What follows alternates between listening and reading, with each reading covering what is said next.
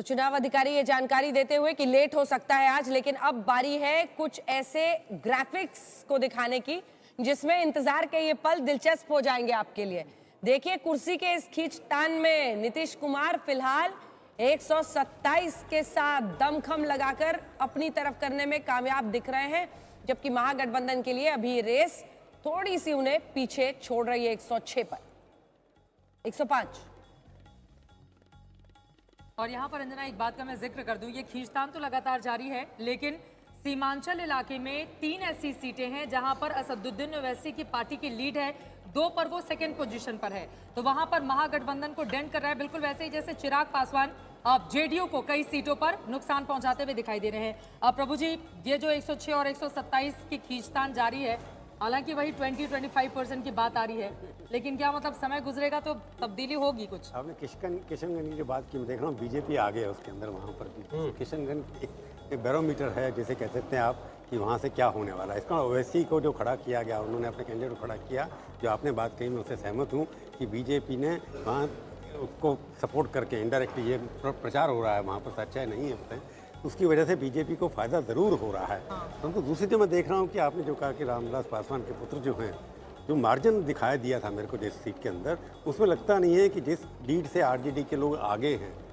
तो बाकी लोगों के उनके विरोधी दल के वोट मिला करके भी उनके मुकाबले में अभी तक कम दिखाई दे रहे हैं। इसका असर कभी उन सीटों पर नहीं है जो आपने यहाँ दिया, बाकी सीटों पर अब जब टोटल आएगा तब पता लगेगा। परंतु आपकी बात ये सच है कि ये जो वोट कटवा पार्टी जो है, जिन्होंने भी खड़ा किया, फायदा बताइए ना, वोट कटवा पार्टी कौन सी? नहीं, आपने खुद ही कह दिया कि देखो वहाँ पर आगे हैं उसमें एलजेपी आपने क्या सीमांचल के अंदर जो जीत रहे हैं, जो लीड कर रहे हैं, तो इसलिए वहाँ पर नुकसान हुआ तो आरजेडी को बड़ा दिखाई दे रहा है। मतलब अगर एलजेपी की वजह से कोई आरजेडी को बड़ा नुकसान हो रहा है, मेरे को दिखाई नहीं दे रहा अभी तक। बिल्कुल। तो संजय जी, ये माना जाए कि सीमांचल में अगर बीजेपी को ओवैसी साहब फायदा पहुंचा रहे हैं, तो यहाँ पर जेडीयू को सीधे सीधे सिर्फ जेडीयू को ही क्या ये माना जा सकता है कि नुकसान पहुंचाते हुए एलजेपी दिखाई दे रही है, या बीजेपी को भी कहीं कहीं डेंट किया है इस पार्टी ने? नहीं, एलजेपी तो निश्चित रूप से अगर नुकसान पहुंचा रही है तो जेडीयू को पहुंचा रही है। उन्होंने तो सिर्फ 6